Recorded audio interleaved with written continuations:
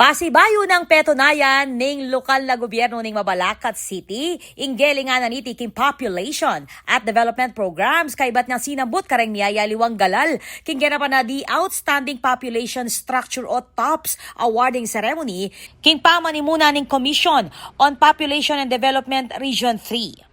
Lalam ning liderato ng Mayor Jel Aquino, kinilala ang syudad bilang metong kareng top-performing LGUs king Region 3, pauli ning epektibong implementasyon ning health and development initiatives. Kabilang kareng tinggalagalal ing Best Implementer of Adolescent Health and Development Program, Best Implementer of Responsible Parenthood and Reproductive Health Program, Best Implementer of Population and Development Integration Program. Asungkit niya mo naman ning syudad ing peka mata sa pamagkilala bilang first place king Regional Search for Tops. Agpang kang Charlo Costales ing pamuntok ning Pop God king syudad ning San Fernando. Bunga lareng galal king balabalaw sa efforts na ning syudad bang apasanting ing kalidad ning biyeda reng residente kapamilatan ning programa king Health, Responsible Parenting at Integrated Development. Pasalamat naman ni Mayor Aquino kareng opisyal at empleyado ning LGU, partner agencies at komunidad asusuporta kareng proyekto ning syudad. Agpang kaya magsilbing inspirasyon lareng galal bang lakwas pang pasiknangan ning public service at apanatili